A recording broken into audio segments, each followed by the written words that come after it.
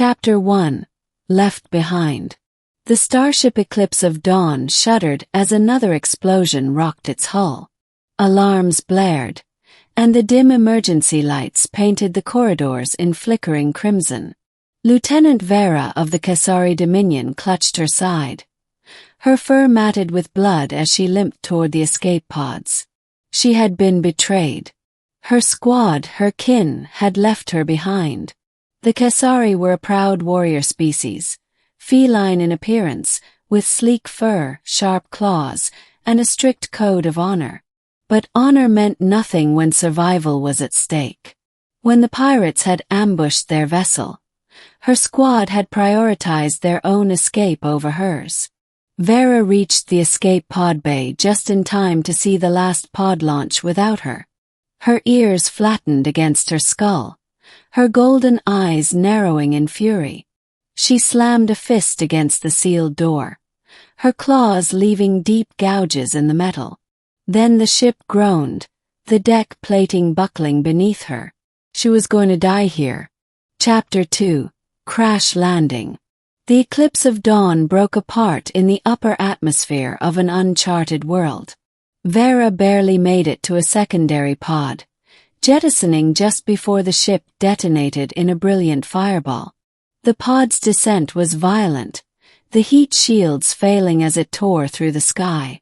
The impact knocked the breath from her lungs, and darkness swallowed her. When she awoke, pain was the first thing she registered. Her left leg was broken.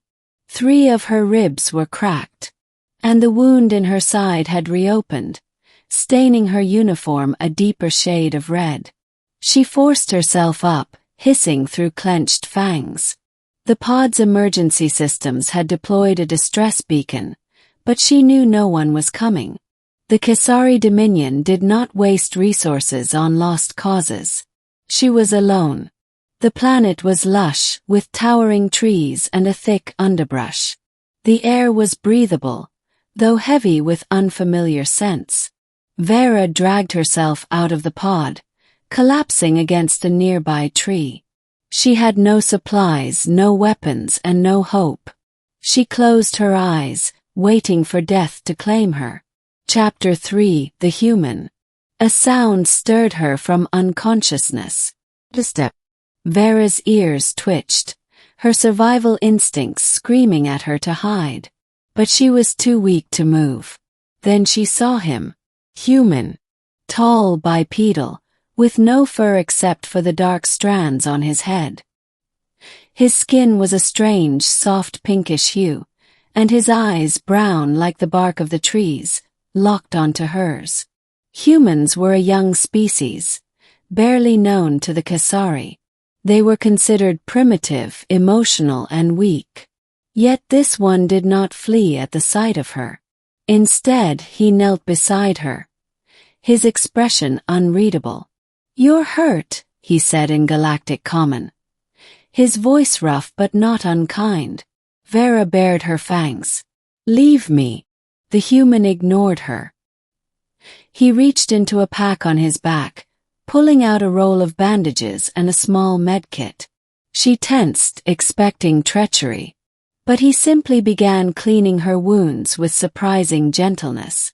"Why?" she demanded. He didn't answer at first. Then quietly, "Because no one deserves to die alone." Chapter 4. Healing. His name was Elias Carter. He was a researcher studying xenobiology on this remote world. His outpost was small but well-equipped, and he carried her there despite her protests. Vera had never been touched by a human before. Their hands were warm, their grip firm but careful. She hated needing his help. Yet as days passed, she found herself tolerating him. Elias was infuriatingly patient. He didn't flinch when she snarled, didn't react when she tested his boundaries. He simply helped her day after day, until her wounds began to heal. One evening as he changed her bandages, she finally asked, "Why do you care?" Elias paused. "I told you. No one deserves to be abandoned." She looked away. My own people left me. Then they were fools. The certainty in his voice startled her. Chapter 5 Trust. Weeks turned into months. Vera's leg healed, though she would always carry a slight limp. Elias taught her about the planet's flora and fauna, and in return, she taught him Kessari combat techniques. She had never met a human who could fight like him. One night, as they sat by the fire, she finally asked the question that had been burning in her mind. What will you do when I'm fully healed?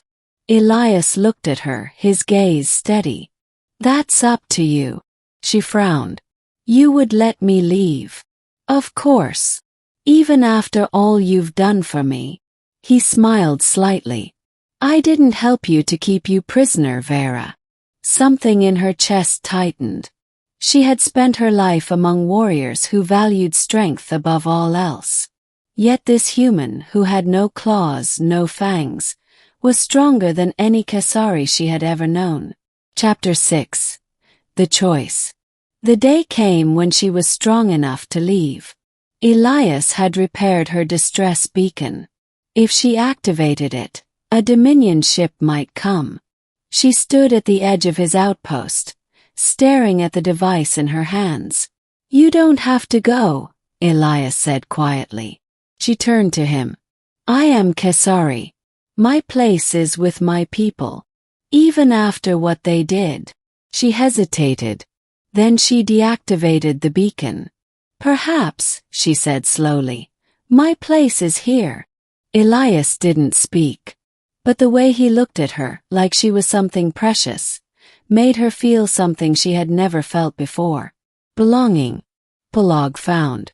Years later, a Kessari warship entered the system, scanning for lost soldiers. They detected a lone life form on the planet's surface. When they landed, they found Vera waiting for them. But she was not alone. A human stood beside her, his hand resting on her shoulder. The Kessari captain sneered. You live among humans now. Vera bared her fangs, not in aggression but in defiance. I live where I choose, she said. And I choose him. Elias squeezed her shoulder. The captain stared, then turned away in disgust. As the warship departed, Vera leaned into Elias's touch. She had been wounded, abandoned, until the human found her. And in him, she had found something greater than honor. She had found home.